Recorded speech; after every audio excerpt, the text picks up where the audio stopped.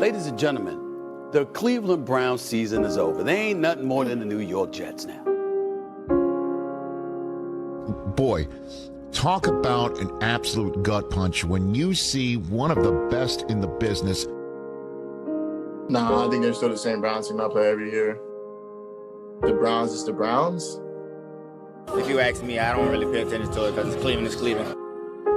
Let me tell you something you already know. The world ain't all sunshine and rainbows.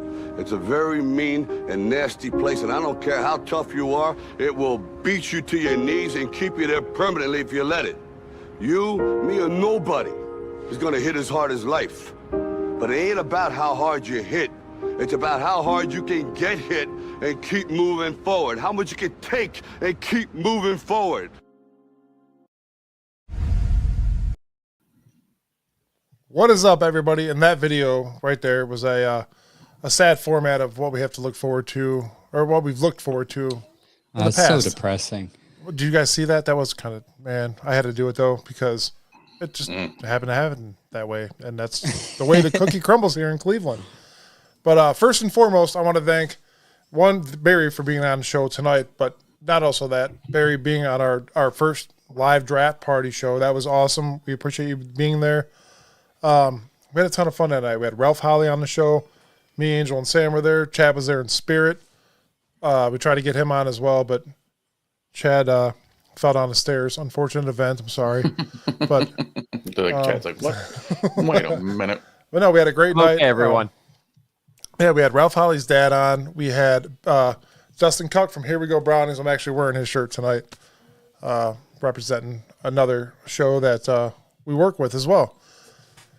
But the Browns finally did their draft, and that's what we're going to talk about tonight. Is everybody excited? Is everybody it's like pissed off? I mean, what is the story? And we're going to get into that tonight. We're going to open that with Barry's insight on this Cleveland Browns draft, because me and Barry talked for quite a while Saturday, and yeah, it was an interesting conversation. Me and Barry don't always see eye to eye, and when me and Barry don't see eye to eye, he just hangs up on me. But it's, it comes with the territory, I guess. But yeah, we're going to get right into it. We're going to talk about, like, today is a big part of this Cleveland Browns franchise moving forward. We're hoping. And we're going to get into all the draft prospects, or the prospects that were drafted, Angel Barry's decisions, and then we're going to grade them in the end. So, Barry, what did you think of the draft? I'm doing okay today, Barry. Yeah, if we don't have any technical difficulties, we're going to do pretty good. Someone's about to drop out in 5, Stop it. 4. Should have said, I'm knocking on wood. We're all good, brother.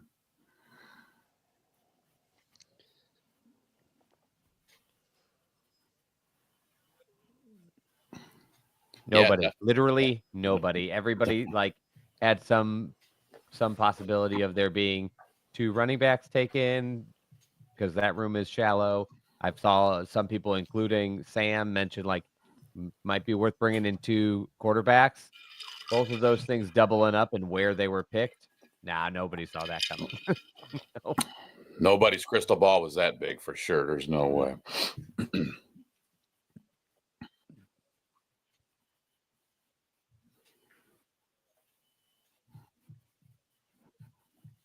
Yeah, we did a quick 5, first 5, and I had 2 quarterbacks on mine, and not the 2 quarterbacks we got, but nonetheless there was 2 quarterbacks at 2, and then at 5 I had Jackson Dart and Will Howard. But nonetheless, the way the cookie crumbles, man, you only know when it's that time, and they start pulling them names out. So the unfortunate thing right now is we never saw Barry's draft, so we don't. You could lie to us, Barry, and say you picked all the right selections right now.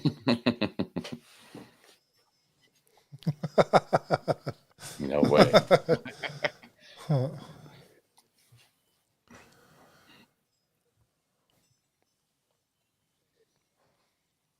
Yes, and really quick, everybody, if you guys want to check out Barry's articles, he's on Dawgs By Nature. Go check him out. He posts quite a bit of stories. It's all great reads. If you want to catch up on Brown stuff and you don't want to do it here, go check out Barry. But do it here first.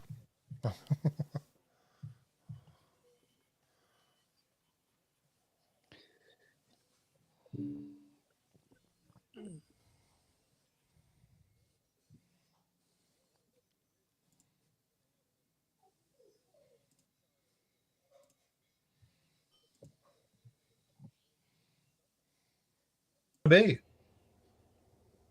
That article is up on Dawgs By Nature right now. All right, you guys should be able to hear Barry now. That was, sorry, Barry. Man, they missed all the good stuff too. Yeah. I was like, can I hear him? I was doing the sound check. So yeah, I couldn't can hear hear him him. either. I'm glad you fixed it. Make Everyone sure. else in the chat cannot hear you. All right, now they can hear him. All right, Now sorry, they Barry. hear I'm you. sorry, Barry. I won't let that happen again until next time. So, I apologize. Let's We got- rewind. We got 5 quarterbacks on the roster right now. We're only going to keep 3. Deshaun will end up on IR, I feel, after training camp. That means we're going to have to either release or trade somebody. And whoever we release, we need.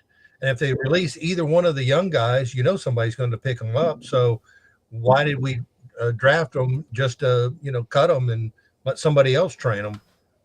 So we've got a quarterback problem. We got too many. Yeah, I mean, honestly, that Deshaun Watson's going to be on IR all this year because we got that insurance on him. That's $33 million coming back. Not necessarily, but you know what I mean. It's going to help us in the long run. So we'll see what happens with that. But shut up, anyway. Adam. Adam says it would have been better if they couldn't hear me. Yeah.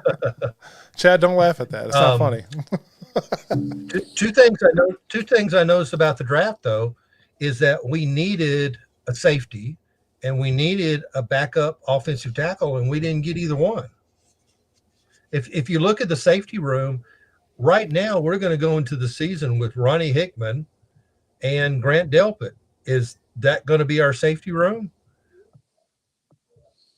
Boy, Barry. All right, maybe that $50 a month might be worth it. Streamlabs, you're getting a aggravating message tomorrow. That's gonna happen. It does feel a little bit, given the first 5 minutes of the show, that every time the 5th one of us pops on, a different one of us pops off. That's the third time. I'm supposed to be able to have 16 guests on here. That's crazy. Yeah, well, I couldn't imagine putting 16 people on one who can't even get 5 on. Hopefully Barry will come back. Well, hang on. His Listen. new link. He's not gonna be able to sign on without a new link. They never work twice. Sorry, guys. Listen. Well, listen. If you got a problem, we got to come up with a solution. So, if you can get Barry back on, I'll just drop out. No, I'm getting Barry back on with you here. Okay. I'm just going to say if it's a multi thing, if it's a problem, an issue, and I'll message through Facebook. No, everything Streamlabs is an issue. It's not anybody else here's fault. All right. Well, when we get Barry back, here will be the goals, guys. We're gonna have Barry give us a little bit more of his thoughts on the trade that the Browns made, his overall thoughts on the execution of the draft, which, as you heard, a couple of criticisms he's probably got already, and then what his favorite and least favorite picks were, and who he might have taken instead of the least favorite picks. Then he's going to see if he has some UDFA knowledge to drop on us. He's going to hit us with that, and then we are going to move on with the 4 of us to talk a little bit about react to some of the stuff he said, and then we're going to take you through this draft, the trades, pick by pick, and kind of what we think of everything from top to bottom. It's going to be a fun show. Adam says Sam looks like a Duck Dynasty family member that got kicked out. I like it. Hey, if I put cheaters on, I kind of look like old man Cy over there. You got to respect the Cy. Yeah, I'm gonna. Man, this is a bummer. I wanted to really hear what Barry had to say. Did you not send? Did the other? I sent him another one. Okay. Let's see. Yeah, he's asking. Tell him I sent him another He's always one. messaging me because he likes you. Yeah, so the draft event went really good. Shout out to JB's Tavern, our official tavern of the Bearded Browns podcast. Thank you for letting us do that there. We had a good show out. Ralph had a good show out. We got to meet his dad, his sister, his sister's boyfriend, Uncle her was sister's there. boyfriend, his uncle was there.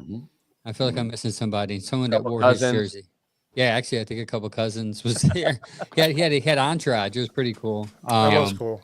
He had a good buddy of his that he went to school with too. Yeah. It was the second buddy we met because it was a different guy at the distillery. So I made sure I was. What's meeting up, him. Michelle? Thanks for watching, Michelle. Appreciate it. Yeah, so I mean, it was a great event. It rained a little bit, but they took care of that. We had a roofer on hand, so he knew he knew what to do with the rain. That's what he meant by water diverter, because he actually diverted the water. He actually did. It was really cool. Sometimes you just need it. Sometimes you just need a good old tarp, man. Yeah, we're gonna look forward to doing some more at JB's. Hopefully here soon. I'm just trying to find things to stall, guys. I'm sorry. No, you're good. We've actually talked to JB's about. I sent him a link on Twitter. I sent that to you. Never mind. I sent that to you, Chad. That's why he didn't get the new link. Super helpful. Yeah. Great. I'm scrambling. Frank said instead of Sam making duck calls, I make dog calls. Oh, he did one at the draft party. Oh, I was barking at people. I did Ralph that for Holley. James. James said bark at somebody, and I was at the Ike Center. I barked at a few folks. You guys want to see something funny? Hey, how you doing, Gene? Sorry, I went to a customer's house today to tow his Tesla, and he's like, "Hey, man, I've been really into this laser engraving stuff, and I think it's awesome. So I'm going to give you something." I'm like, "All right. Why is that happening?" Barry's on. Yeah, Barry. There's our logo's over your face, but Barry, uno momento, por favor. He actually looks like our logo. That's so weird. Your beard grew pretty quick, actually. It did. So yeah, it was a great event. Thank you for everyone that showed out and showed up. Appreciate it. I have to get in contact with Chris to see how well he thought it went. I've been mad busy. You know what? Having another child at 40, it's not a good idea, guys. Busy man. I'm tired. Always tired, and I'm a crabby man. That's sad. That's so sad. Yeah. Right, no, I'm not Barry. I'm not crabby anymore, but. So today I went to a customer's house to tow his Tesla, and he said he's been getting into laser engraving. So he gave me this. He's like, "I'm going to give you something. Shador, the Shredder Sanders, right?" He said, "When he's doing great, you keep that there. But when he's doing horrible, you flip it." It's like a magnet. That's awesome. That's hilarious. We'll see how it pans out. We'll definitely see how it pans out. Yep. Right to the point. Yes. So Barry, back to what you were saying, sir. Yes, we apologize. Oh, I am just shocked that we didn't get a safety in this draft. You know, our depth chart right now is Grant Delpit and Ronnie Hickman.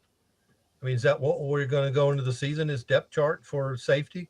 We've got on behind them Anthony Kendall, Trey Dean, and Chris Edmonds. All of those are undrafted free agents. None of them been drafted. They're all rookies. So our safety room is got very, very, very problematic that I see. I mean, is Hickman ready to be a starter? Apparently so, because he didn't take anybody. Now, I will say this, though, that we did sign an undrafted free agent by the name of rookie free agent by the name of Donovan McNellan from Pitt. He's 6'1", 197, but he had 115 tackles this year, had 105 tackles as a junior, went undrafted. I don't know why he did. He's got 7 total interceptions for his career. But I think our safety room's in trouble. What's your thoughts? I was chatting with Mike, and this is before the whole Shador thing went down, Barry, and we were talking about safety, and I was heavy on Shiloh. I like Shiloh. I watched his film. Mm-hmm. He plays with that aggression. He knows how to stop. He knows where to be at. He's smart on that position. And I was like, we do need safety help. And this is before we found out we were going to get Shador and any of that. And it was like the night before. I go, we need safety, man. I said, I like, where's Shiloh? But realistically, where did you think him going? Him going? Undrafted free agent, as he did. But as we went into our undrafted free agents, Undrafted. Right. But as he went undrafted, we should have picked him up. He was there. He was available. That's just me. Yeah, but that's where he was predicted. He had 67 total tackles this year, and he was a decent player. Not a good sack guy, but he's a hitter. Mm-hmm. He can get in right. there. He's got a nose for the ball. He knows where to be at. He knows where to be at. That's what I liked about him, watching his footage. He knows where to be at. Be where the ball's at. That's your job, safety. Yeah. As much lip as his dad gave his brother, it seemed like he would have given Shiloh something, but he didn't. He didn't give him breadcrumbs at all, did he? Didn't seem that way. Yeah. No, I did not. Not that I've seen. And that's what I kind of liked about Shiloh. It seemed like he was more kind of reserved in himself with the Sander family. The Sander family. It seemed like he wanted to be his own entity. Even though he was the older brother. Yeah. Right. Yes. It seemed like he wanted to be his own entity. Like, I don't live in shadows. I live for me. That's what I liked about him. Let's not get too much into Shador and Sanders. Yeah. Another thing I noticed in the draft is we didn't get a backup offensive tackle. If you look at the depth chart, Jack Conklin has been constantly hurt. DeJuan Jones, if he gets back from his injury, he'll play left tackle. He's played in the league 2 years and he's been hurt twice. So who's behind them? We've got the international player, Mabika. We got Lorenzo Thompson, who's never played in an NFL game. That's who we got. And we got Cornelius Lucas, who we signed in free agency, who's 33 years old. So I think offensive tackle is a huge problem. And I was expecting us to get somebody at least by the third round. Absolutely. And that just kind of came and went, and we didn't get anybody. Yeah, I mean, like you said, we did pick up some guys in the free agency. Whether they're going to be promising or not, we're going to do our research this week on these guys. We're going to come back with next week with some results on what we gathered throughout the week, because they might pick up more undrafted free agents as well. So, like you said, left tackle I think is one of my biggest things. So. Yeah, well, they signed as far as rookie free agents, they signed 2 guards and a tackle. One's Jason Ivey from North Carolina A&T, good pass rusher, a nightmare as far as a run blocker. So I don't see that to be much help either. But I think they're kind of wanting Cornelius Lucas to be their swing tackle. Well, we got 2 guys that get hurt all the time, so that means you need 2 guys behind them. We've only got 1. So I don't know why I didn't choose a tackle in this draft. We got 2 running backs and 2 quarterbacks and no tackles and no safeties. And you've seen a lot of them going early. Guess it's time to give a ring to my guy Jedrick Wills. Free agent swing tackle. Really? The business decision, right? Is it time for another business decision? I mean, we all did a mock real quick, and at that 1, 2, 3, 4 at 4, I definitely had offensive tackle going up. Like you said, Barry, at 3 for sure. 4, I thought for sure, but of course, but it just didn't seem show. Just didn't seem to go that way. And especially having 2 picks in the third round, right? Yes. So Barry, you would have thought. You would have thought that quarterback would be one of them and offensive tackle or safety would be the other. And there were some offensive tackles that went in the third round that could have done us some good. Like Emory Jones of LSU, he went to the Ravens at 91. Well, we had the 67th pick. When we traded down, it worked into our advantage for sure. I thought that worked great for us. That was actually a good, bold move by Barry, because we ended up getting a second pick in that second round. So that's great. So Barry, what did you think of the Mason Graham deal that went down? I absolutely loved it. Now, I'm a person that believes in drafting both sides of the line and building your team around it. I love defense. I played middle linebacker. I would have taken Abdul Carter at number 2, but my second guy was Mason Graham. I even did a story about why aren't we talking about Mason Graham being the number 2 pick? Travis Hunter, okay, superstar. He'll light up the league. He plays 2 positions. I got that. I am not so hip on us building up the offense because we seem to fail that way. But if you build up the defense is going to be stout for you. It's going to control games. It's going to keep the other team off the field. And it's who we have in our division, you want to keep their offenses off the field. If they had taken Will Campbell, the offensive tackle from LSU, or Mimbu, the offensive tackle from Missouri, happy with that too. But Mason Graham is a former he was a state champion wrestler for 2 different years. And if you know anything about wrestlers in high school, they make great defensive tackles and they make great offensive guards. And that's what he is. We've got a problem with controlling the run. That's why we brought Ralph Holly in. That's why we brought the other guy that we signed in free agency. I forget his name off the top of my head. But we've got to be able to stop the run first. That's first and foremost. And the way defense coordinator Jim Schwartz works is he doesn't want the linebackers to stop the run. He doesn't want to bring safeties to stop the run. He wants his front 4 to do all the pass rush and for them to stop the run. And that's what he relies on. And so you've got to have those guys, those 4 guys have got to be the guys that are going to stop the run. Malik Collins was the other guy. I was going to tell you that. Yeah, Malik Collins. Angel has spoken. So we've got to have run stoppers. And so when you bring Malik Collins in, Ralph Holly in, now Mason Graham, you've got that nucleus. Plus, on the defensive line, it's not like the offensive line where you got 5 guys and they play every snap all game. Mm-hmm. Schwartz rotates those guys.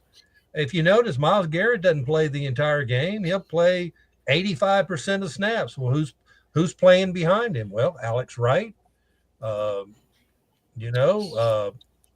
McGuire, Marcus Haynes, Ogbo, all these guys are coming in.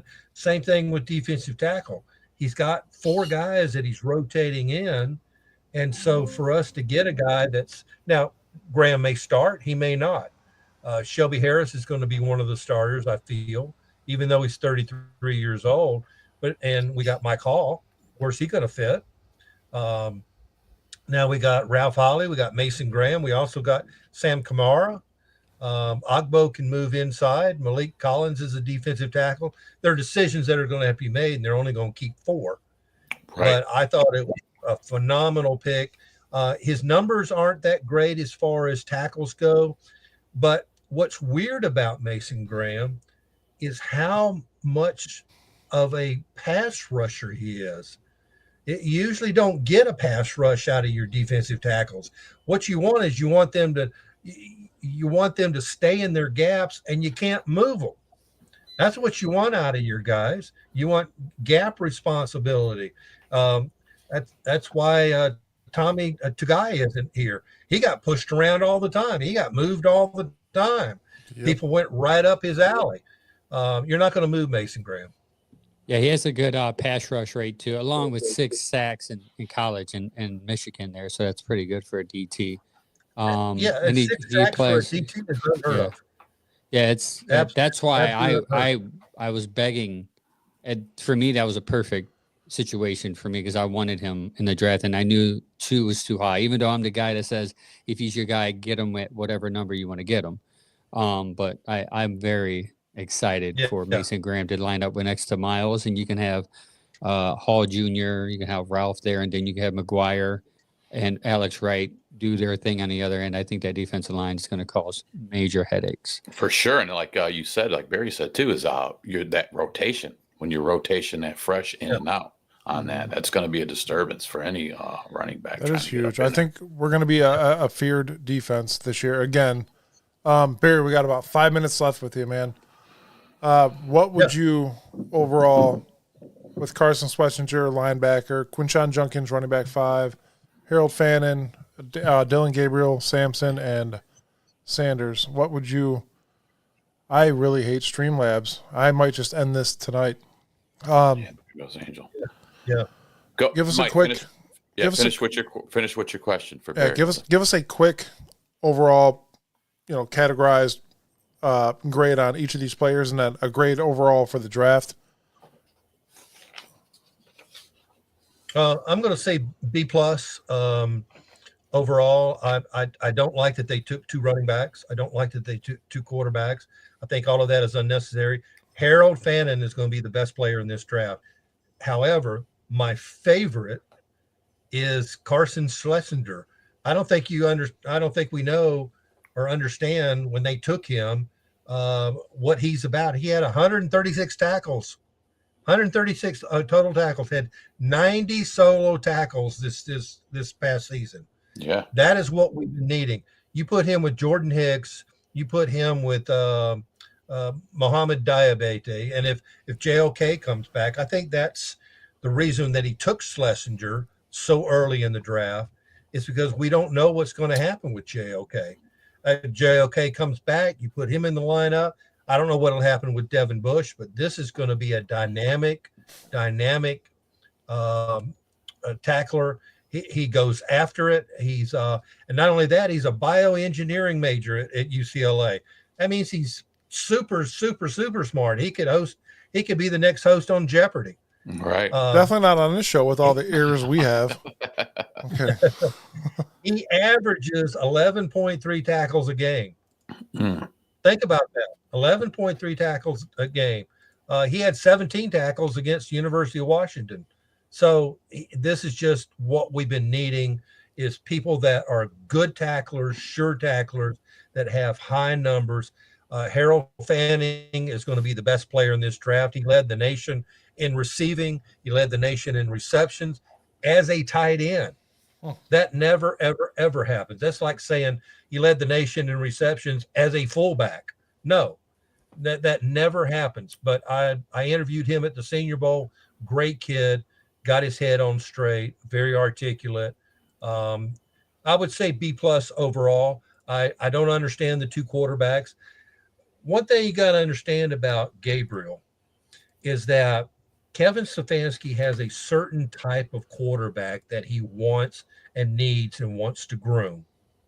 He chose that in the 3rd round. He chose Gabriel. The Ewers from Texas was on the board. Shedeur was on the board. Howard was still there. Riley Leonard was still available.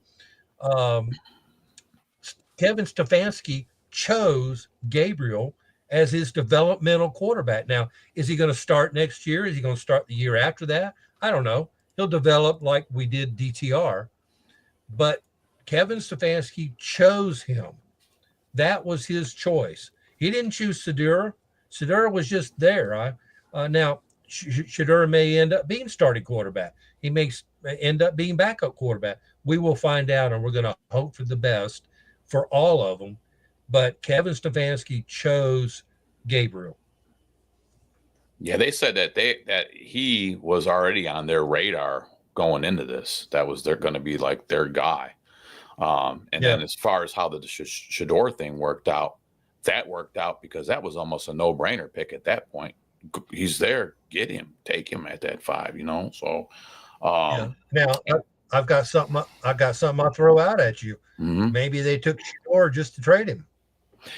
I thought about that too. I mean, you got even Kenny sitting in the room. Kenny can go too. They didn't sign him to nothing.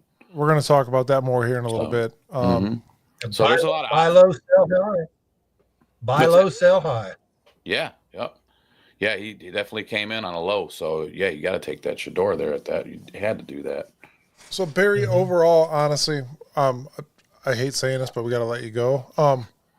If you had to put a grade on this draft this year, what would you grade it overall? B plus. B plus. Now I love the fact that we got another 1st round pick out of this deal for next year. That's got to be a grade in itself. But the fact that we took 2 running backs and we only needed 1, and the fact that we took 2 quarterbacks and we only needed 1, I don't understand that. by taking 2 running backs, that means we're not going to sign Nick Chubb. And I think that's the saddest thing of all coming out of this draft. Is that when they took the second running back, that meant that was the end of the Nick Chubb era in the city of Cleveland. Unless they do something else with Ford. Here's what I'm saying. You killed two birds with one stone. You grab 2 guys out of each position, heavily needed in the draft. You pick your best. Yep. You trade off or sell. I mean, we just gotta hope the Jaguars suck and we'll be all right. Okay, right. Yeah.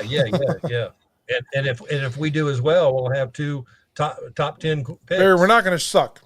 We're not gonna shuck, Barry. We're not gonna shuck. All right. We hope for the best. I think we're going to win. Prepare for the worst. We're going to win more than we're going to win more than 3 games. I see that for sure. Yes, absolutely. I do know this: the Browns collect quarterback. Damn it! He's going to think I kicked him after that. I think we're going to switch tonight, guys. I might do that. So what did he say about his? Smooth so far. Smooth so far. You guys go ahead and talk. I'm gonna text him real quick. So he actually, I thought he was gonna give it a little lower, but he's good. I don't listen. I don't understand. Are we gonna go into our stuff now? You just want to go into it? I'll just go into it.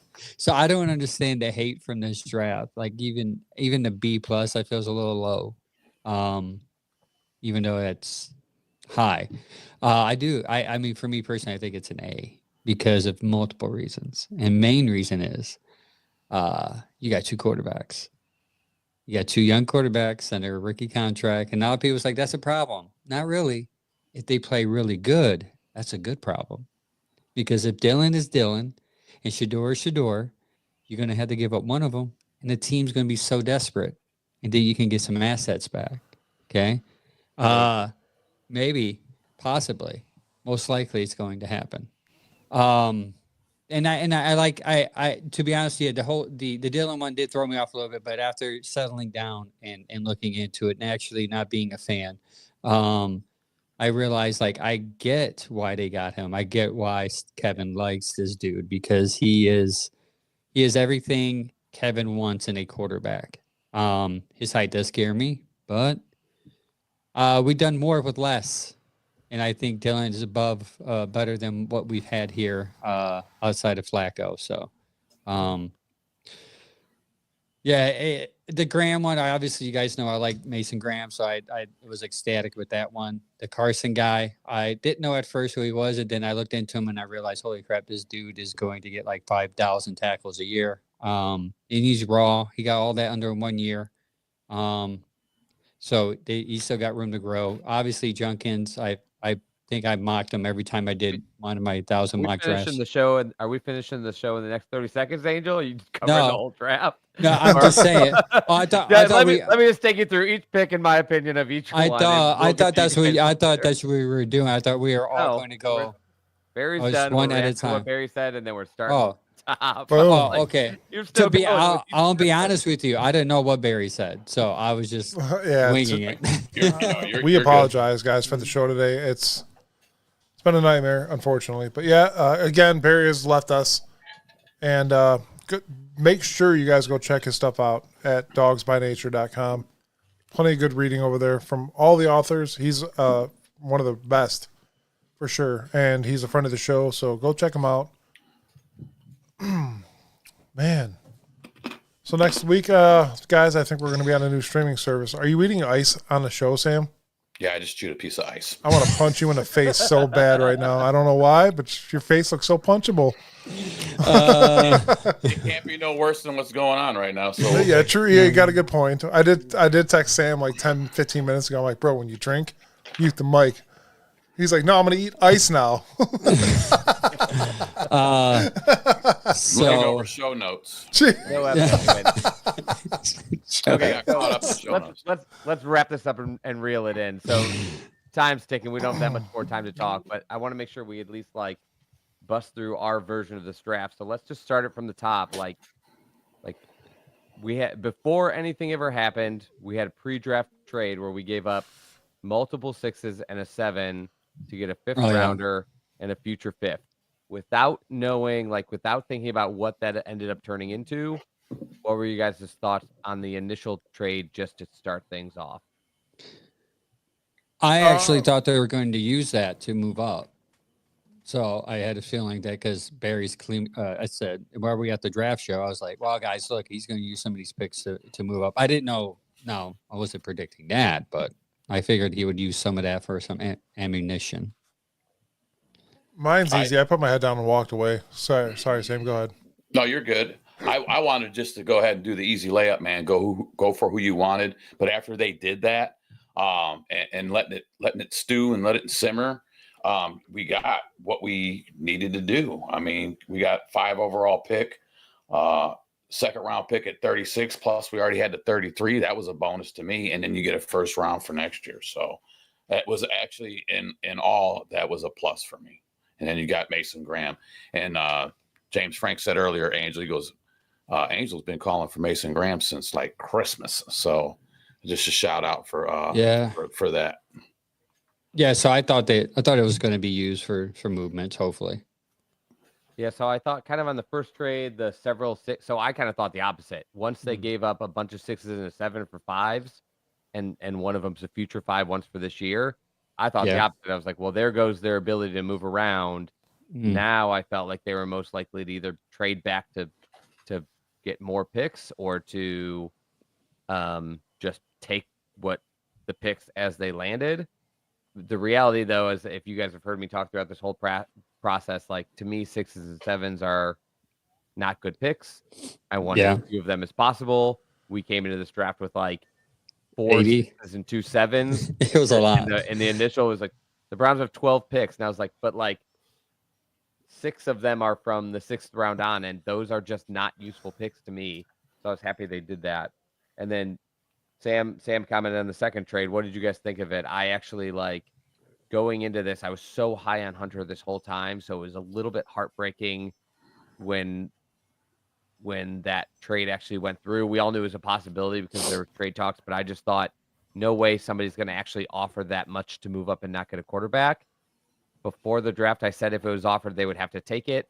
At that moment in the draft, I thought, good thing I'm not in that seat, because I honestly don't know if I could have.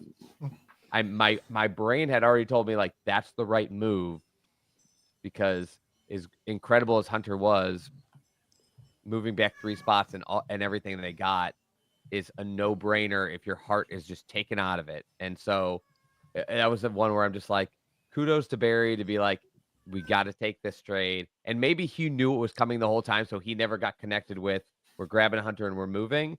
Maybe he's been talking this trade for weeks, months, who knows? And he, like, had it in his head the whole time, we might not pick it too. So who else do I love? But I think though too, maybe when all the Miles stuff was going on and they had to sit down with Miles, maybe they said, hey man, Graham's our guy. We're going to get you another stout guy up front. And we'll see how this goes. Right. I said back in the time, I said, like, it's hard for them. Like, people kept saying, like, what do you think they told Miles? And I just said, what would you possibly tell him? Who knows? What if they said Graham's our guy? They trade back to 5. And then what if New England would have taken him? The quarterback room we got right now wasn't in discussion. I can tell you that. That's what I mean. Yeah, right. People kept saying, like, oh, they told him they're taking Sanders. I'm like, well, obviously not, because they let him go for round after round. Right. What about you? Like, were you said you just put your head down and walked away? You were just like, laugh with the trade? I did, yeah. I put my head down and walked away because we were at the live draft show. I feel like you were the most skeptical of Hunter, so that's why I thought you were going to love the trade the most. Hunter was on my draft pick.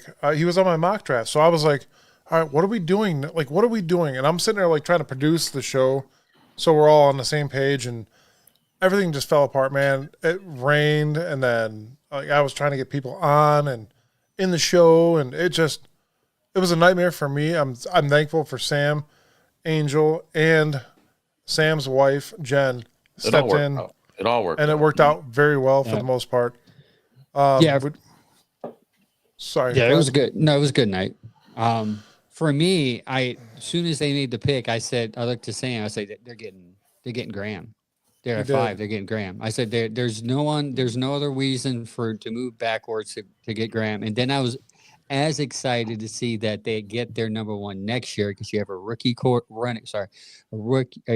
head coach coming in to a first time year with a rookie GM. And I'm like, and Trevor Lawrence is not the consistent quarterback right now. He gets hurt. So what happens if your backup comes in? I was like, this is going to be possibly a top 5 pick next year. This is going to be great. So for me, I thought, man, I was kind of like you, Sam, with Hunter. I'm like, I was talked into him, and because I was talked into him, I'm like, I kind of like this guy. I get why. If they use him as receiver, we need weapons, we need offense. But at the same time, back in my mind, I was like, man, I really hope somehow, some way they can get Graham because I've always envisioned their front four being like that. But yeah, as soon as that happened, I'm like, yep, get it. They're getting. Let me tell you guys something really quick. So you know how it was like this awkward feeling just flew over me because we had Ralph Holly sitting right there, and we bring in another defensive tackle, and I'm like, dude. So I know I'm not, and I even walked up to Ralph. I walked up to Ralph and I talked to him. I'm like, come here. Listen, I walked up to Ralph. I talked to Ralph and I'm like, hey man, listen, this guy is a good guy. He's a good guy. He's a good asset to this team. He will be, but so will you be. You will be a great asset to this team. Don't let that let you down, man. That's one guy you got to go to war with. He's like, I get it, man. It's a job. This is my job. This is what I do best. So I mean, obviously chips away at like his opportunity to play, but I looked at our defensive tackle room. Yeah. And we don't have that many. And so I still think he's got a good chance to make the roster. And given the way he plays, I still think that has a great chance for him to get into the rotation. And with his age, 2 of the guys in our line room are like 30 and 33. So like I'm looking at like right now rotational. I still think he's fine. I think the guy to be on the bubble actually would be Obo, I do believe. Also, too, I think they had Mason Graham is Mason Graham or bust for them. So I'm just thinking out loud here. Yeah. They had Mason Graham on the top from the beginning. So them getting Ralph had no influence in them getting Mason Graham regardless. So the report was to piggyback that the report was that the Browns have been talking with the Jaguars for like 2 months. Yeah, 2 months. Yeah, you're right. Months. Like this is something they've been throwing back and forth like for a long time, and it just really picked up. But I saw one report that this turned out to be a conversation they've been having since like way back in the bowl and combine times. This had been heating up. It was just a matter of getting the logistics of it, and it was almost put forward to me as like this was on the table just as like a waiting to do it at the time thing. Like they had already almost decided like this is going to be happening weeks ago, like you said. But yeah, I don't know. I think it's a different too because the vibe around everybody I was hearing from when this happened was pretty disappointed. I was disappointed because I was excited about Hunter and like that instant gratification versus more of the less sexy playmaking pick and future picks and all that stuff. It's instant gratification versus long-term building. But I think what helped though, like I said, like you and like Angel and I were both so high on Graham this whole time since like we made our first initial like top 3 big board like in January, and it was like, who are your 3 favorite players? My favorite was Hunter, then Graham, then Carter. So like I had Graham over Carter for us, not in general for us. And then there was very few blue chip guys in this draft, maybe 4 to me. And I've heard different analysts say different amounts. To me, the blue chip guys were Genty, Graham, Hunter, and Carter. And to be able to get one of those guys and still get an extra second round pick, which is a very high one, and next year's pick, man, you just can't pass it up. Even for Hunter, like he would have to be like a Hall of Fame level player for that to be the wrong move, and Graham not be. And so like there's a lot to see how this will work out, years probably to find out. But like it's basically instant gratification and excitement versus like the best way to build your team. So right. And like everything, like you said, the catalyst was the Titans. If they didn't take Cam Ward, the whole scope changed. So like you said, if the Jags were talking with the Browns, and we already been doing it. They had what they wanted to do, but it depended on that first round pick. And to bring that back, Sam, who was Jen's number 1 quarterback? Who did she want? Melrose. And 2 picks before we got a pick, Milroe got picked, and then we picked Dylan Gabriel. Mike, are you jumping around to get you guys? I'm just listen. I'm saying, today. like, what do you guys think? Killing me today. That's the whole point. This whole show killed me today already. So we're definitely so we're on the first pick in the draft. Then maybe we move next to the second pick that we take in the draft. I was just talking about what you said about the Jaguars and Browns talking. I just said, like, it all depended what the first pick was. If it didn't go that way, it was going to go left or right. We talk about drafting sometimes, like every team. We're just guessers like everybody else, at that point. Well, I mean, just in general, people look at it like they know what's coming next, so that makes it easier to pick what's. Like I've said it when we do your mocks, you can see the big board of the mock draft you're doing while you're doing it, so you kind of know the order other things are going to go. These teams don't know that. They don't know who else is going to trade up before or after them. It's like so.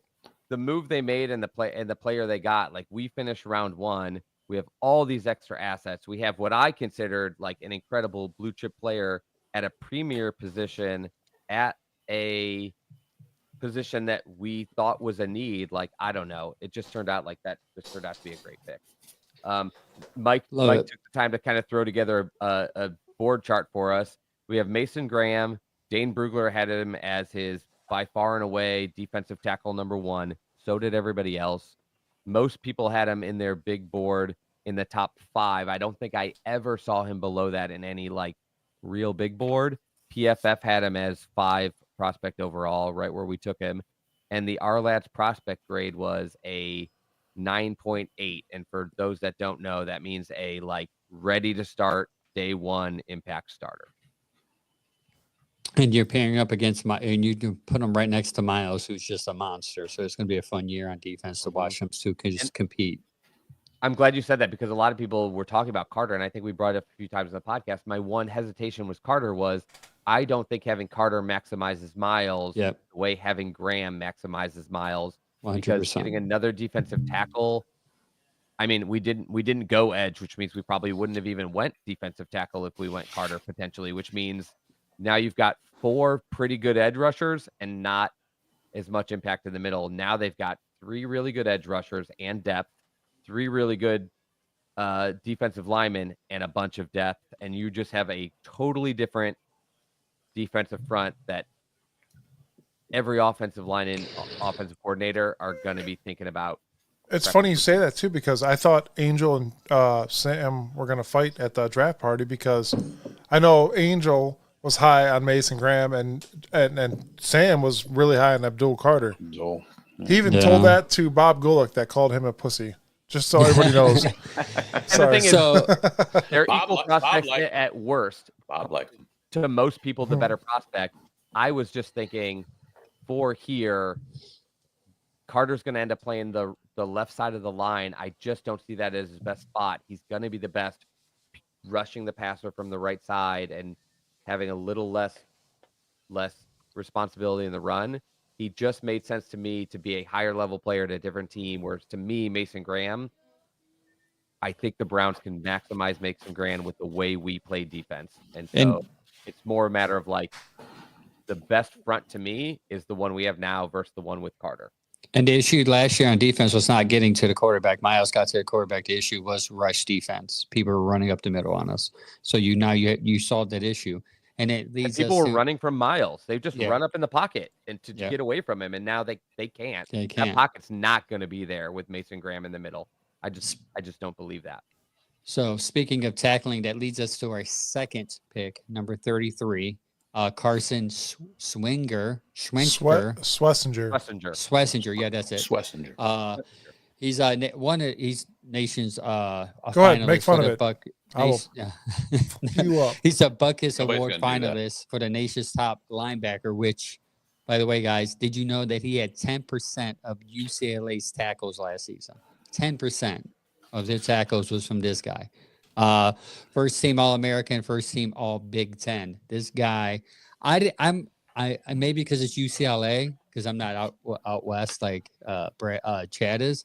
I didn't know much about him. I'm like, who's this dude? Like, who's this guy? But then I'm like, holy We crap! also I didn't cannot. talk a lot of Yeah, linebacker pre-draft and kind that of could like be it. Yeah. I sent you guys that video of him yesterday, and wow. I mean, Duke can play. Like Yeah. like I said, Mike put up this collection here. So Dane Brugler had him as the second linebacker in his entire draft. Mhm. Our Lads Prospect Guide had him as an 8.4, which again is very good. That's a pretty much ready to start starter. And the PFF Big Board had him the lowest at 53. Again, going off positional value, linebacker is not going to get huge marks from PFF. And Andrew Berry, this is the second time he's drafted a very high second round linebacker. It made me actually give me pause for two reasons. One, so this is not the direction I would have went with that pick. But I am not that judgmental at the time it happens because I know like I'm thinking of it from a different perspective. I'm thinking of mostly position of need. I didn't grade any of these guys, so there's nobody that like stood out to me. The first thing I thought was like crazy sad to think that them picking a linebacker immediately gave me the impression that like they have JOK in the building right now and he's clearly not playing this year, or at least they do not expect him to play this year, or I don't believe they make this pick. But then my second reaction was, God, they picked this guy with a higher pick than they even picked JOK. Like, how good is this linebacker that they used like somewhere around like 40 to pick JOK, and they picked Schlesinger at 33. They must be incredibly impressed with this kid to have taken him that high, right? Like, you just don't take a guy. Everybody at the party's like, who the hell is this guy? They're all like, I'll say even from a long-term perspective, if JOK does get healthy, obviously not this year, but next year, can you imagine them two on the field? Awesome. You're not going to lose it. You're not going to miss a tackle. Like these guys know how to tackle. He also is pretty quick.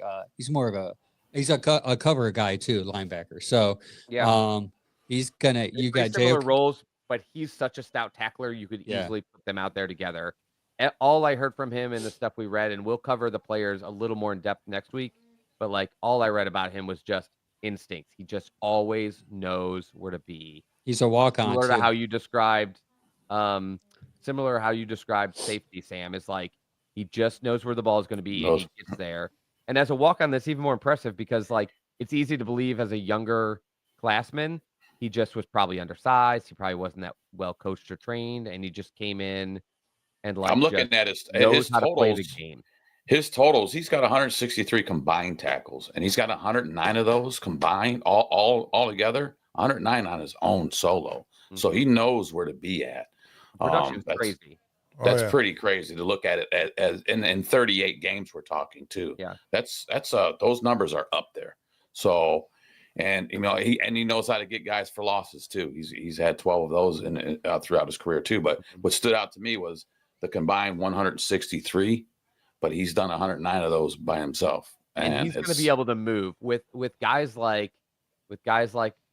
Ralph, Mike Hall, Shelby Harris, Mason Graham, like the front of the line, and then with your pass rushers like pulling the tackles. This guy's going to be able to see, and he's going to be able to locate the ball. So that's pretty awesome.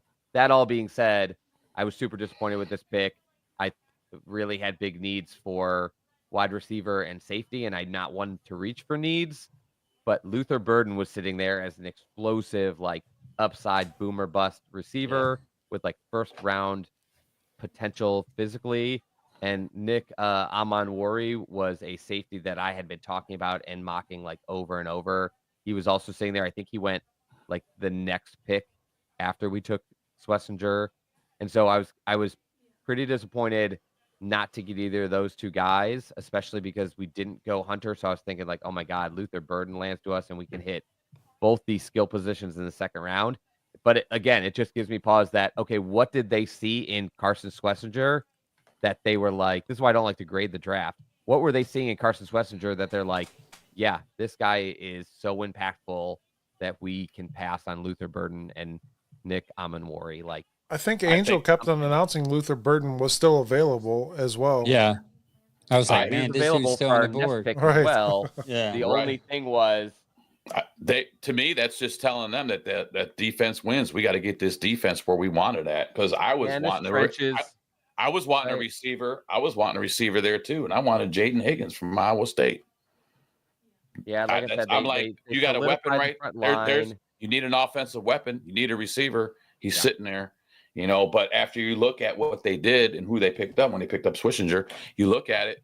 They're trying to get that defense stout. Yeah. So, Yeah, but how many And I didn't receivers? like, went I didn't round like the two? receivers outside of like the second round. I just wasn't a big. well, who fan picks of two the receivers quarterbacks they had. also? So 11 other teams. Yeah, we'll get there. Just saying. All right. Good two. I think good two picks so far. Next That's up. it's still good picks. It's just not the picks I was thinking. I would agree. I thought for sure they would go for a receiver there or safety. Yeah, safety. That I forgot happens all the the time, safety. though. Safety remind from people South Carolina. I forgot his name. hated the pick. I hated the pick of Martin Emerson, and then he came out and played really well as a rookie and sophomore. And all I could think of is like, oh, what even happened to the guys that I wanted to pick at that position in 3? Like it's just the way it goes. So, but yeah. So then they only had to wait 3 more picks before they were right back on the clock for Quinshon Judkins. Dane Brugler had him as running back 5. I think this was a very big fit pick because there was 2 running backs, maybe 3 still on the board that were ahead of him in different people's minds. I've seen them flip-flop, though. Our lads had him as an 8.6, though, even higher grade than Carl Swessinger, who they were very high on. And the PF big board, once again, was the lowest on him. That's 2 in a row where PFF was way down on compared to the more scout-based like grading system, and they had him at 65. I'll go first. I was cool with the Quinshon Judkins thing. And you says, was anyone preferring Henderson or somebody else? Henderson would have been a great asset to this team as well, but the injury history was what kind of did it for me. Other than that, I love the pick. I do. I think what's funny is that you mentioned Henderson, like being like he's a dynamic player. He's going to be very explosive for somebody. I partially think part of why my heart wanted Henderson was it made me think, okay, then you have that explosive like back that does a different role than Nick Chubb. And I seriously think part of my like heart and brain were like fighting that, like, okay, you get Henderson, then you probably also bring back Chubb, and then your running back room is Chubb, Henderson, Ford.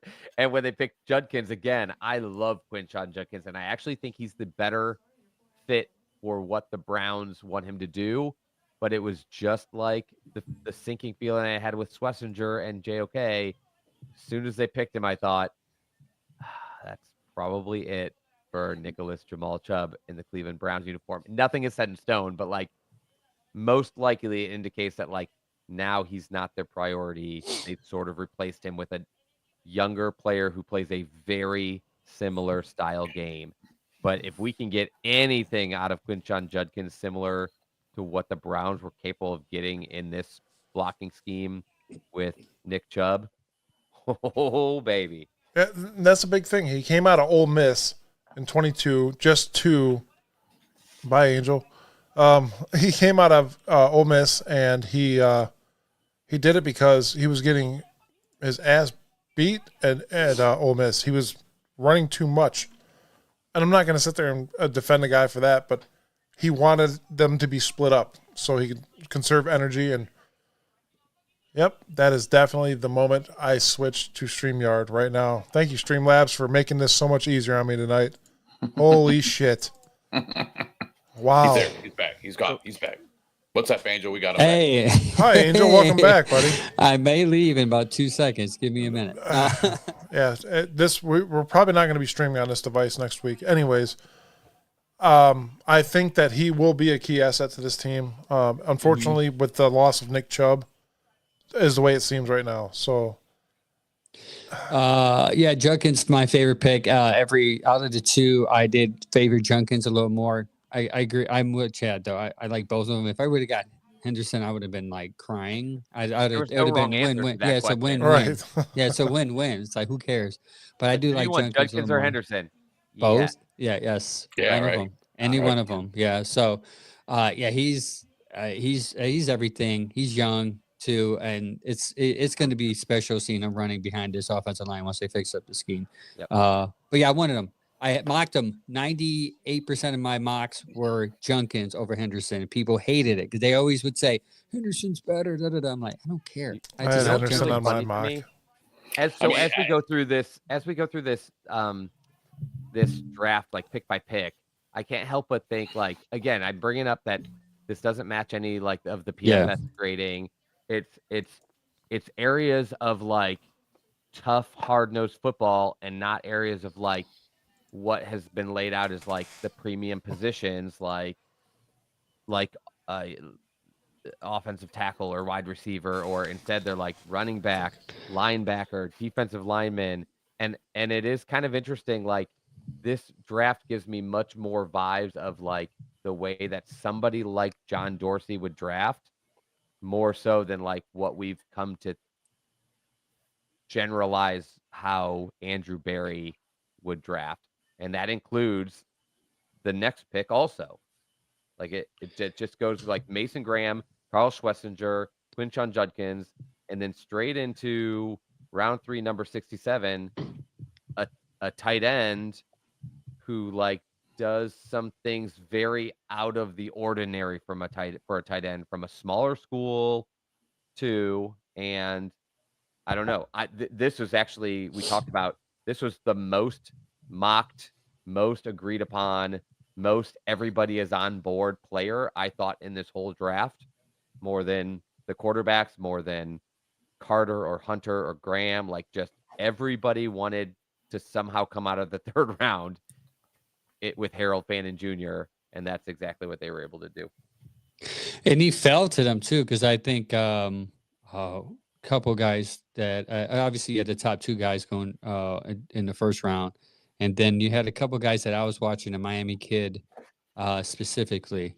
I was like, man, someone's off, and then I realized, holy crap, I forgot he's still on the board. So when he came there, I was like, oh man, they have to get tight end here. And when they got him, I was like, there it is, 20 years old, typical. They kind of had him like Njoku was 20 when they drafted him. 18, was he young? Yeah, it was like 18, 19, 20. 19 years old. Yeah, 19. 19. He's very young. Yeah. So it's like great timing because you don't know what you're going to do with the Njoku signing. But either way, it was one of my favorite picks. I'm going to be excited to see him play. I think he's going to be more of a receiving tight end in the beginning. And then he'll obviously grow into somebody. I like him with Njoku because of what you just said. The fact they drafted Njoku young, he was a receiving threat. He was a fast, like dynamic mover. He wasn't much of a blocker, and over years he had to eventually like learn to love that role. And now he just loves laying people out. But like, it's a good person, I feel like, to be the one of the other tight ends in the room, and it really does answer a question at like a spot that we really needed. Dane Brugler had him as tight end 6. The Our Lads prospect grade for him was a 6.9, and so that lines up with essentially a good backup and eventual starter with ascending skills and production, with just a need for pro physical development, which kind of fits exactly what he is, and that grade kind of fits where you would pick somebody at this spot. So I was okay with that. Once again, PFF hated it. They had him as their number 102 prospect, and we took him at 67. And you know, at this point, again, it's very clear, like the Browns are not going off the FF like grading scale, at least not for this draft. Yeah, they don't care. Sorry guys, we walked outside because it looked like we're about to have a tornado. But this is great times. I cannot wait to delete Streamlabs off of my computer and send them a raging email. I cannot wait. Anyways, we got it, Mike. We got it. To everybody that's not watching the show but will listen to this podcast later, Mike really hates Streamlabs. And we're not going to use Streamlabs probably after this. So. Hashtag Streamlabs. Real quick, Harold Fannin Jr. Angel, I heard you were talking about him. I heard his name come out your mouth quite often, and that's who we get. And 161 receptions, 2,178 yards, and 10 TDs, 6'3", 229. I think that's another plug that we need here because we talked about needing some more tight end help. So. Well, also, he went to a small school and he was a finalist for the nation's top tight end. He went to a MAC school and he still made an impression enough to give him at least as a finalist, which is amazing. First team All-American, MAC Player of the Year, and MAC Offensive Player of the Year. So, I mean, shout out to Barry to not be too small-minded enough to dig deep into, not worry about where these players are coming from. Mm-hmm. He's the MAC player, He's a local kid, so a lot of people like him because he was down in Massillon. He went to school down there, then went up to Bowling Green to play. We already know he looks good in orange and brown. We've talked about that before. It's easy. And to your point, all of us have been watching this new team be around for 2 decades, just constantly passing on Ohio talent, whether it's Ohio State or whether it's Kent, Bowling Green, Miami, Ohio, wherever. Yes, Miami, Ohio. Ben Roethlisberger. It's been like decades of watching the Browns just pass on local talent that they should have the most inside track for, and watching those players succeed for teams like the Steelers and the Bengals all the time. And it's in the most recent drafts, the Browns have done a really nice job of actually bringing in, like, and I'm not just saying like Ohio locals, kids who grew up Cleveland fans. I mean, like, the talent at the schools that are closest to them that they should have an absolute lock on, that they've constantly just disregarded for one reason or another. Like, that has not been the case lately. And so that's I think that's going to be awesome for us. So leaving the first 4 picks, I'm looking at this draft, and I'd say if people were to grade this draft right now, again, I was very confused, but not disappointed by the 33 pick of Schlesinger over like what I perceived to be one of the last spots to get a great receiver and possibly like a very high level safety that slipped. I'm still looking at these first 4 picks and I'm like, holy shit, they nailed this draft so far. They've gotten so much talent. They're going to be so much better right now on the offense and the defensive side of the ball. To me, I'm going, it looks like they've just completely passed on quarterback. They'll probably just draft a late, like, unrestricted guy, undrafted, backup, and then they're definitely going to be looking for next year's quarterback position. Who do we got and later then, here in the 3rd round? I was thinking, this is where I was thinking receiver. So on the board, I think at the time on the board was Nick Nash. He went undrafted. Who was that guy? He ended up going to New England. Royals might have still been around. Royals. That's what it is. Royals. Who it was? I remember that's what it was. Him too. Yeah, I was like, oh, they're about to get this kid. They're about to seal the draft with a receiver because we need it. And then I hear Dillon Gabriel, and I thought to myself, ooh, like, is he a receiver? Like, I totally like disassociated the fact that Dillon Gabriel was a quarterback for Oregon, right? Not to disrespect him, but because it was far out of my mind that they were going to get a quarterback there. It was that far out of the mind that I didn't even think Dillon Gabriel the quarterback. Well, here was funny. So I was watching the 2nd and 3rd round at the bar with a friend who's pretty into the draft, and we were literally talking about. Oh, is that why you couldn't come on the show? No, I'm kidding. Yeah. I'm kidding. I'm kidding. I'm kidding. Who would be the next? Who would be the next pick coming off the board? And then he said, "Oh, somebody just grabbed Dillon Gabriel," and I was like, the Browns just traded somebody for Dillon Gabriel? And he goes, no, the Browns Dillon Gabriel. And I was like, no, they must have traded out of that spot. You didn't want to accept it. And because I was just like, it just in my head, like I had just come to that conclusion, like, okay, they're not going quarterback, obviously, or you would have taken one already. Now you're looking at development. And for me, like when you're going to grab a developmental guy, you're looking at like rounds 4.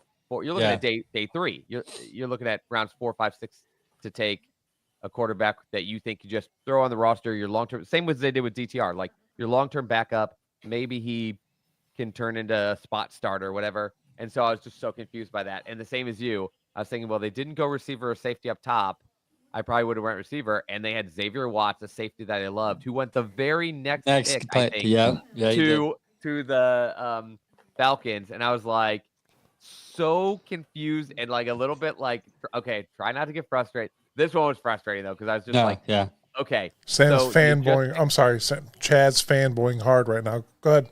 It's Go ahead. very much like I was so perplexed as everybody else. I was like, I have no explanation for, even if they wanted Dylan Gabriel, why they took him right now and then just not with one of these next 3 or 4 picks that were coming later. I was screaming Howard. Come on. Easter. Shoot him. We need a big guy. Let's go. And then Just based on Dylan's size, like you think like Dylan Gabriel. Howard's going to impress people. He's 6'4". He's going up. Thanks, Angel, for just rubbing that in a little bit harder. Sam was like, "Who? Yeah. Yeah. Here's me. I said, who is this gerbil guy? Who is this gerbil? Who is this Smurf? I'm not even gonna lie. I went buck nuts, dude. I'm like, I was one of didn't the we- only people didn't we learn talking any- about Dylan Gabriel, and Yeah, I was you really were. confused. Didn't we learn any lessons from short guys at the line and ball? That's all I kept seeing, man, was balls getting batted in the face. Only because everybody hated Baker for being a shorter He was dude. shorter than Baker, but But Right. that's the thing. I looked up. I'm like, this dude's even freaking shorter, bro. Come on. So here's my man. outlook. You guys ready? I was expecting to hear. The Cleveland Browns select Will Howard. That's what I wanted to hear. You thought he was going there? I really I did. just thought in third round, I thought no way we're taking quarterback. I was just Yeah, I was thinking it. not I in know my this zone. was not a highly touted quarterback draft, and I wasn't expecting a lot of the quarterbacks go later, But especially he like was Tyler there to Shug. get him. Tyler Shug went in the second round. I mean, dude, that was my guy. He was on my mock draft in the second round. Why Thank the hell God he didn't the did. Cleveland Browns pick him? Stop it, Angel. Yep. Thank God Talked he a lot did. about Tyler Shuck, and by the way, I won a lot of online a lot of those X arguments in like 1 second when they picked Tyler Shuck at like the 40th pick or whatever. Yeah. I was like, to every person that just messaged me, it was like, "There's no way a 25-year-old gets picked that early," and I was like, "You guys watch. The NFL is fading away from caring if their quarterback is 21 or 25. They just want him to be good and to fit what they want." But Did you guys hear that? Yeah, I edited out Chad's F word. It was perfect. what's up? While we're on the Will Howard real quick, man, because Pittsburgh ended up picking him up. Maybe I also got Sawyer too, but I in my mind, as soon as Pittsburgh picked up Howard, I go, I'm buying a jersey. no, there's no freaking way. But I go, did they get their next Ben because they needed a big stud, and he's that big guy, They're comparing him to Josh Allen. Weight, so- height, everything. right? And then so now we're gonna go. If anyone believed that, he would have never made it past the second round ever. Well, we'll Just see. not that guy. We might Like, be all. I don't think he's bad. We might be all. We might be all eating but crow when he's tearing us up. There we Uh, go. There we go. We could have had him. good. I wouldn't bet on him, but I mean, I again, wouldn't I bet just him. didn't think anybody. I didn't think anybody Pickett? after. I've said this 100 times. If you're not picked in the top 40, you're probably not going to be good at quarterback. It happens like once every 15, 20 years. I'm gonna argue I just that. know how things go for us Browns. We could Don't argue. it. It doesn't happen. No. There I'm is- saying we there's could argue that three. next week. We'll argue that next week. Argue that it Freaking doesn't years. happen. Yeah, And we're every 10 yeah. years, Stop. one non first rounder that gets drafted We'll like, argue that next week. becomes a franchise quarterback early. It's like A okay. 0.1% chance, but we're and again, if there was somebody that gets picked in the late round, you are looking for like, well, why? What was the reason? What was the slip? And what makes me think they'll be good, even though nobody wanted them? And like, I'm less concerned that they picked Gabriel over Howard or Milroe. anybody else for that matter. I'm more concerned of like, I'm just surprised they did it there. And it's the Yeah. same with Schlesinger. Like, I was surprised they see so much in Schlesinger and Gabriel that they took him over guys that like I think most of us would have probably taken instead. Well, you've seen a including lot for of- you two like Howard.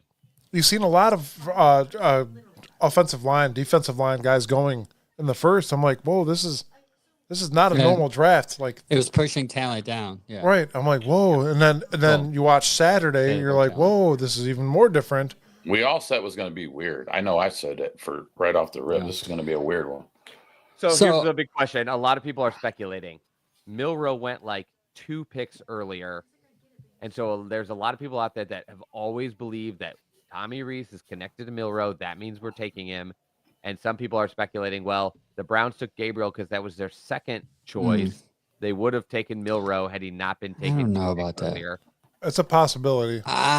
Reckless speculation. I'm going to tell you that I think Gabriel was their guy. Was their guy. The look at Kevin's face when they made that call to Gabriel was like, I love this dude. Like, this is my guy. Not that he would have given that to Milroe, but I do think they're enamored by Dylan Gabriel. Okay. And if you look at this guy, you would say, why? But when you look at his wonderful college career and you put him side by side with another guy that people love, Baker, there's comparisons there. There really is. There are, but everybody's skeptical. Later, everybody's so skeptical about it right now because they should be because he's 5'11". But right, there's a lot of reasons they should be skeptical. Yeah, he's older. Doug Flutie was 5'10", 181 pounds, and he played 2 decades. Yeah, he won 2 championships in the CFL, but he didn't get one here in the NFL. That's all. See, that's the problem. He didn't win it here. That's always that makes a perfect point. I think Dylan Gabriel will be an incredible CFL. Hang on a second. When I seen his size and stature, I'm like, are we doing this again with the short guy that gets balls batted in his face all game and running around? That's what I thought. I would be interested to see how many balls he got batted in college. I don't think it was the big question though will be the big question will be college. Can he move in the pocket better than Baker? Baker didn't do a good job of moving to an opening and throwing. He does. Shorter quarterbacks have to do that. And Baker, I think, had a cannon of an arm, a better arm than Dylan Gabriel, but he depended on it, and it got whopped because he would look at somebody, wind up, and the defensive lineman learned to just jump and block. This kid's going to have to move around a lot. Again, Is that Stefanski's offense? Run around and move again? I thought we're trying to get. I mean, what are we aiming for, guys? I mean, that's what messed me up. What Stefanski did with Baker Mayfield. There's a lot of bootlegging, a lot of rolling out, and a lot of moving. These quarterbacks are supposed to move within the pocket. What they're not supposed to do is what Watson was always doing and bailing from the pocket. Yeah, guys like Drew Brees made their entire living by being able to watch their receivers shift into a hole and throw on timing. And that was a problem. let's talk about his height real quick. So everyone's worried about his height, but there's a time where Russell Wilson was like, and people were enamored. He's 5'10". Or Bryce Young last year he had a pretty good year after being benched, 5'10". Kyle Murray, people love the guy, 5'10". Okay, that's where we stopped. And he's taller than he's taller than those guys. So I really wouldn't. I am worried about the size, but I think the NFL is changing to where it's adjusting the player's size. Okay. I am very intrigued by his athleticism. He's a more athletic Tua Tagovailoa. Okay. Without the concussions. Hopefully. You just said that because they're both Hawaiian. That could be true. That's racist. I actually didn't put those two together, but that's a very valid point. Maybe subconsciously I am racist. Yeah. But you remind me so much of Tua for some reason. What is that going on here? Why does he have that thing around his neck? I can become anywhere near as good as Tua, I will be ecstatic. And here is the thing that Kevin loves, that I love, and everyone should love. He has a 72% passer rating of 3,800 yards, 30 touchdowns, and 6 for a short guy, 6 interceptions. So he's seeing the lanes. He's seeing where he needs to throw, being that short. I understand the NFL is different. I get it. But if he can run the effective RPO play calling successfully like Kevin wants, if he can get outside and figure out where the lanes are, he is accurate. He knows where to pinpoint the ball. He knows where to throw it. And that's what Kevin loves. He wants somebody who plays in his system on schedule. The open guy's right there. Throw it right there. That's all I want. Don't overthink it. And he's done that for 4 years. Since he's been in college, he's always been a starter. That's something to be encouraging about. You're more bullish on him than I am, but I do immediately see the fit of why Kevin would like him. He has a bunch of aspects Kevin would like. And the biggest one that nobody seems to ever recognize when it comes to football is everything that's not physical, literally everything from the shoulders up. Like we've talked about this so many times. Playing quarterback, those elite traits are what allow you to be an elite quarterback. But so many elite traits fail because they don't have what's up top. And then so many guys have what's up top, and maybe they don't ever become an incredible quarterback, but they sit in the league for 10, 12, 15 years, while some of these elite trait guys aren't even in a uniform 4 years in. Because if you can't figure it out up here and you can't actually run an offense, you just don't belong on a team. And so that's why I saw the fit is like, okay, we'll get him. We're still going to be looking for a potential upgrade at quarterback in the future, and we may have those assets. But this is a guy we love who can come in, compete to be the starter. And if he's not the starter, we expect him to be here for a long time in some capacity. Yeah. That I think I can get on board with. So, all right. And I'm happy to be surprised. I hope he totally blows us away. So do I. I agree. But realistically, what do you guys think with toughness of schedule coming out of college? Is that a thing to you guys, or is that? I mean, he played in a Big Ten. Just me. I know. If you like Howard, who plays in the Big Ten, you got to like Dylan Gabriel, who played in Big Ten. By the way, he also beat Ohio State Buckeyes. Yes, and I agree. But I'm saying like other people that have been drafted before him. Excuse me. I think toughness of schedule is a real thing. You got Shedeur Sanders. Part of it. Colorado has played a weak schedule. So, I mean, how do you take that in consideration when this guy could be possibly the starting quarterback of the Browns? They played Ohio State. Yeah. They played Michigan. They beat the hell out of Michigan. They beat Michigan. Right, I get that, but I'm saying, like, just in general, generally speaking, a lot of schedules are weak, and these guys still get drafted before elite players that could possibly be. There's a quarterback train. You guys hear that? We must be talking about the quarterback. Yeah. What player are you referring to? Dylan Gabriel? That's about the only thing on cue tonight. Yeah, Dylan Gabriel. I'm not saying that. No, listen. I'm not saying Dylan Gabriel's a bad quarterback. Okay. At all. He might be, but I'm just saying that. Yeah, I get what you're saying. His height coming into this league with a big stout. Angel left on that note. Big stout offensive line. We've seen problems with it before. Could this be another occurrence where we're going to have problems with a shorter quarterback throwing over an offensive line? Probably. Yeah, probably. I hope not, but we've seen it. We've seen it. We had to live it. I said the same thing about a lot of these guys. I said, you give Dylan Gabriel, doesn't even have to. Will Howard's an exaggeration, but you give Dylan Gabriel Will Howard's body, he probably goes first in this draft. You give Tyler Shuck Will Howard's age, he probably also goes at the top of this draft. Like, yeah, there's reasons that he didn't get picked in the top of this draft, but I see the fit. I'm not that bullish that he's going to be our future starter, but I also think we've got potential for that to worry about that at another time, especially with the picks coming up. The next of which was not a quarterback. And my guy. This one was shocking to the whole world. Barry Shuck and to a lot of other people out there I'm seeing. I look at this completely different, I think. Similarly to the Shedeur Sanders pick, I look at Dylan Sampson as a completely different thing. Barry Shuck basically said, like, we needed so many other things. I can't believe they went running back twice. Obviously, they don't know how the board's going to fall when they take the one they take the first time. I think they just straight up got to the point where they got to this pick. They looked at the board. They said, whoa, we're in the fourth round. We have a bunch of fourth rounders available. And then we have a second rounder available in Dylan Sampson.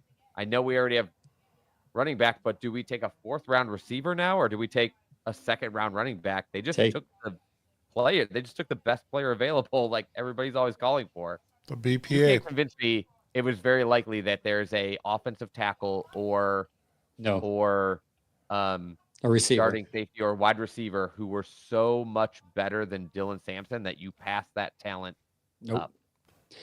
Mike, when I don't know if you remember, Mike, but when the pick was about to come in, I said, Dylan Sampson's still on the board.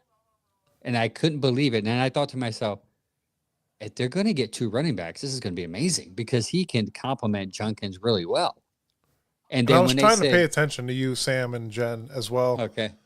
I And said the Dylan, TV. I was watching that TV like a hawk. Dylan Sampson, and then I'm like, this is going to be crazy. And that's when I knew for sure that Chubb's going to be gone once he got hit. Once that happened, that was a man. As much as I love our Batman, I was like, oh man, because now you're gonna the way it's working out in my eyes is you got the bruiser Junkins, and then you go ahead and get you a Sampson, and he's a speedster.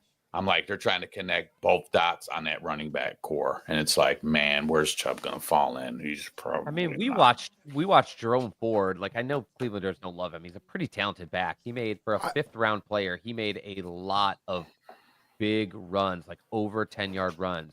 Now you're looking at Bill Sampson, with the who's defaulted better than him. With a defaulted offensive line. Like, I think he did pretty damn good. Yeah. He can break runs, but like now you're looking at like, okay, he was capable. He was capable of doing a lot in this scheme for the old scheme a year ago and last year's scheme that was a nightmare and filled with injuries. He's able to break a run, and like I said, you're just looking at a guy who's not as good as either of these guys and probably plays out his contract and rolls because like this is just an upgrade. But he's good enough. So now like you went from him being your lead back the last 2 years with Chubb's injuries to him probably being running back 3. That is a giant change in the room when your best guy who's putting up like 900 yards for you is all of a sudden number 3 on the depth chart.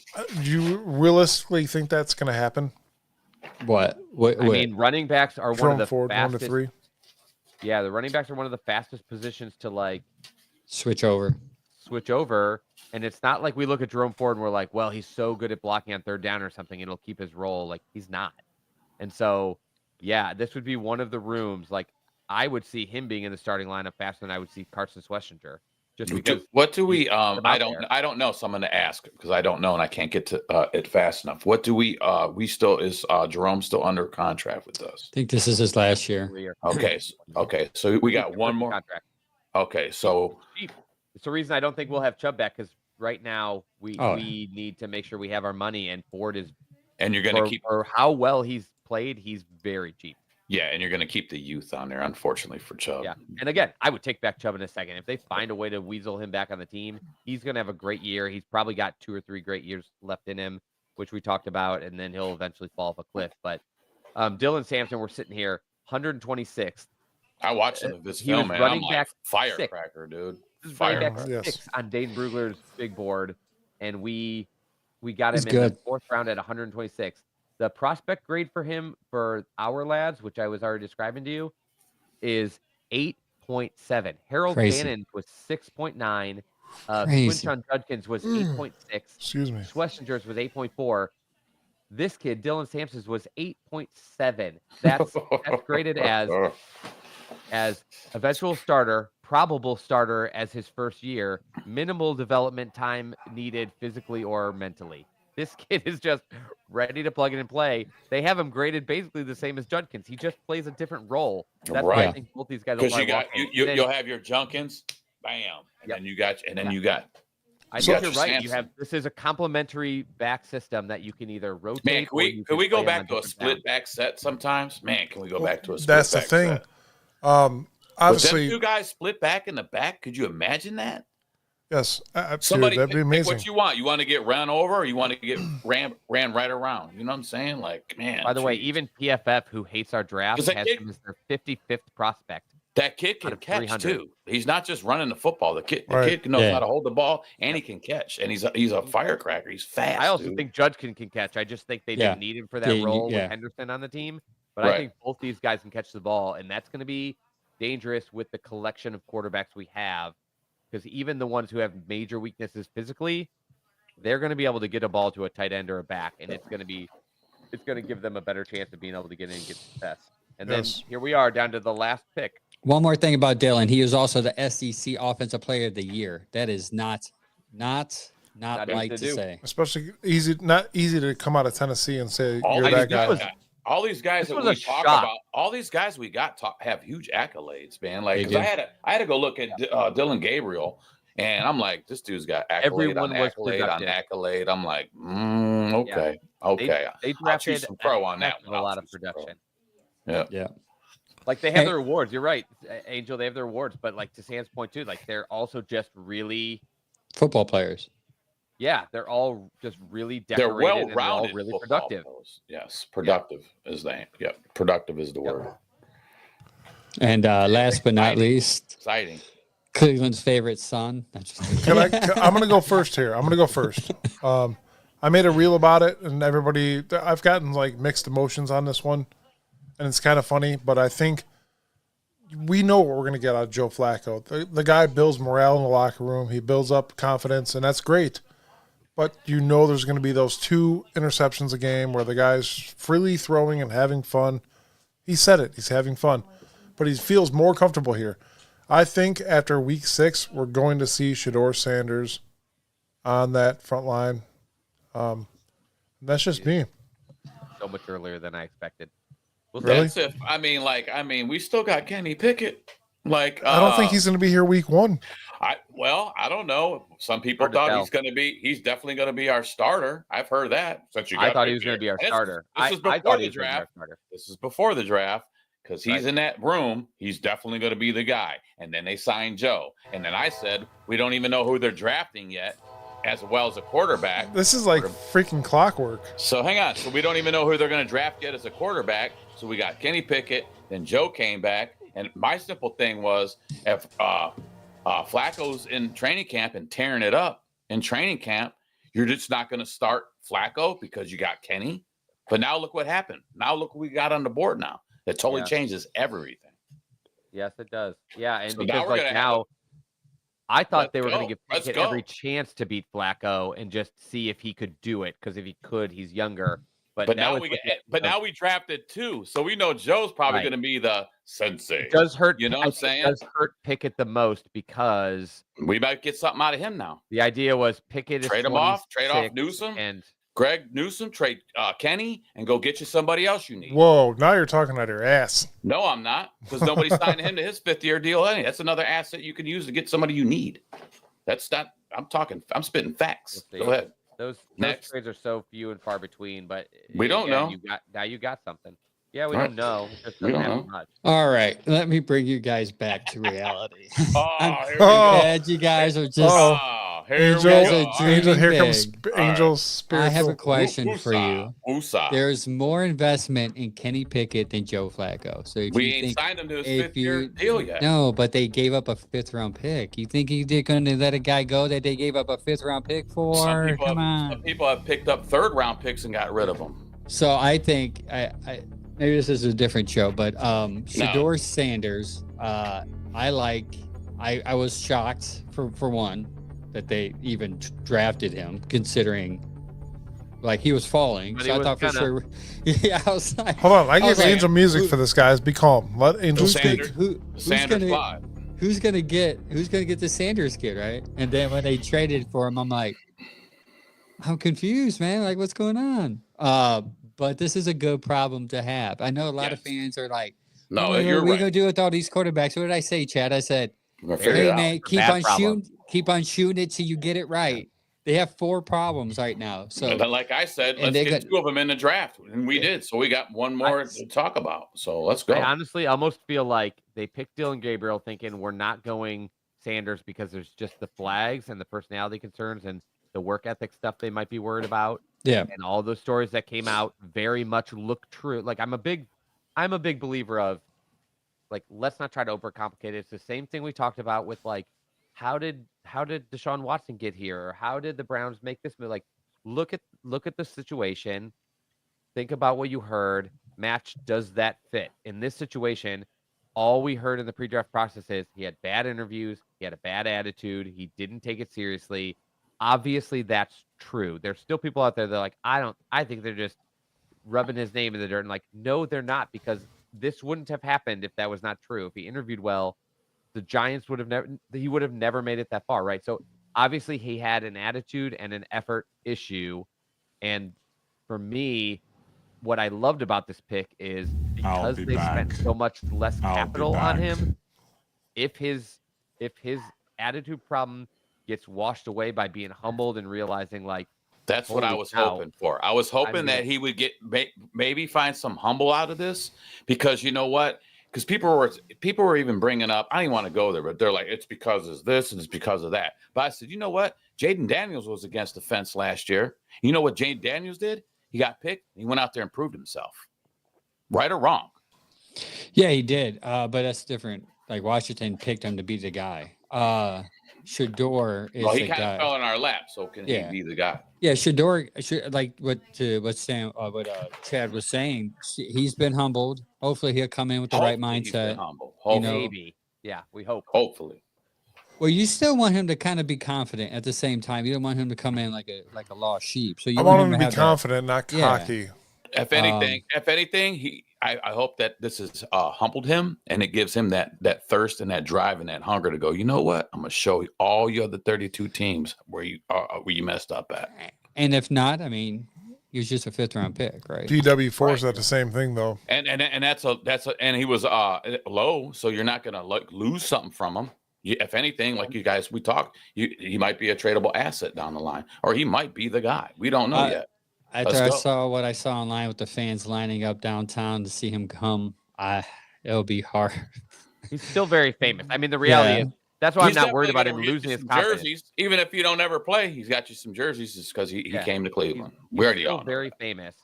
Here's just my 2 cents. I know he's number 12. I know he's built himself up this brand.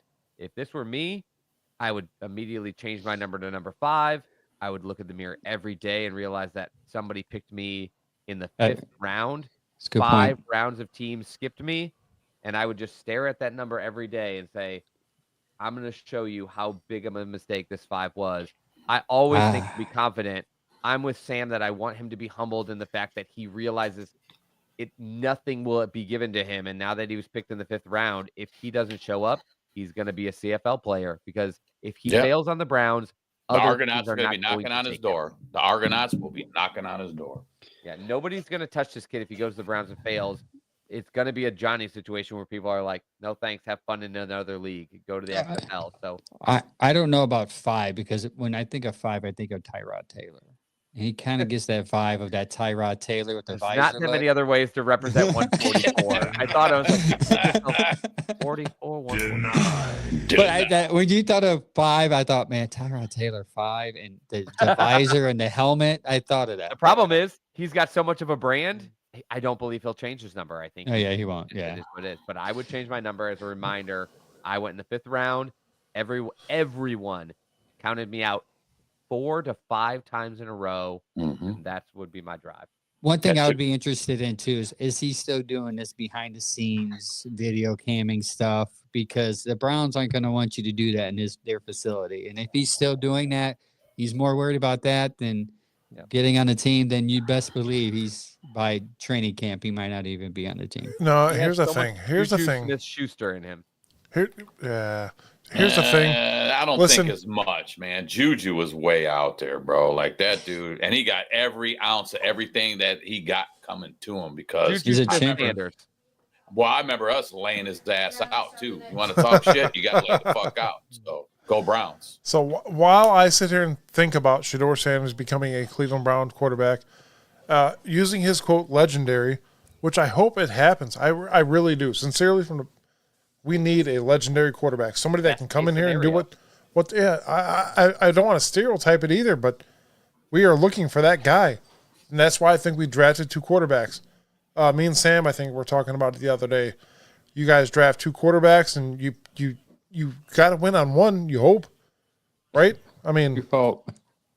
Well, that's the Cleveland narrative. That's the Cleveland narrative. You hope. Bad news for the numbers. Usually, like. How many quarterbacks are we on now? 78. By the first round. None of them no, I'm kidding. That's true. Who was the last one to take a snap for us? Who was the last one? He was like Jameis Winston. No, it wasn't. At the end of last season, and then it was. Come on, Chad, help me out. Zappy. Oh my God, that's Bailey come on, Zappy. folks. We're gonna do better than Zappy, bro. Come on. So yeah, those are our picks that we got. I actually overall I love the picks. I We're doing grades right now. If I was to get graded, I mean, B plus, A. John says, Sam, you got headphones on. You still look like you can't hear a thing. That's because that dude loves me. Go ahead. Anyways, yes. Next week, guys, we're going to get really into the undrafted John, free agents. I used to work with John. Shout out As to a John roofer? Yarbrough for checking out the show. Absolutely. Actually, John, Water diversion. Water Hang on. diversion. Water specialist. diversionist. water diversion. But he's also a member of the U.S. Army, and he's been, and he's still current and active. He's a career soldier. So Thank you, John, for your checking service, man. Thank you. Just so that everybody knows, Shador Sanders was downtown Cleveland, not downtown, somewhere in Cleveland, doing sprints up hills today. He recorded it on his social media. Follow him for more. It'll be fun Yeah. to follow. He's They going to said be on. something. on They TV said all the something. time. Everybody thought he was down at our practice facility in Berea, but he was That actually did not look downtown like at that. some.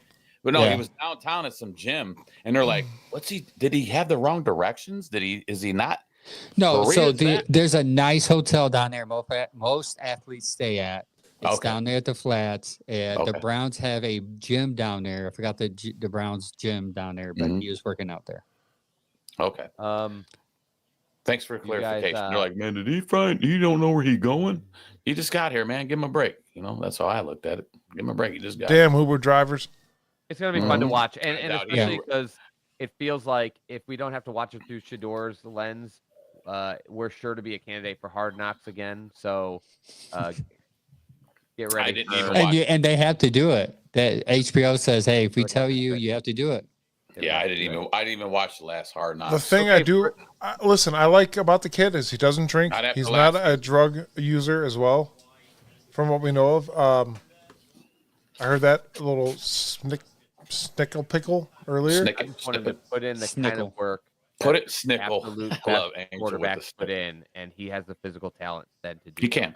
I think he can. He can. And then everybody's going to go, we got him that low, and look what he's doing. That's what I'm hoping. I'm hoping he can come here and blow the doors off of things, man. Let's go. That's what we want. We have a quarterback yourself an problem. outlier. Let's solve it. Let's solve this problem. Let's go. And the offensive line is something to look forward to this year, I believe.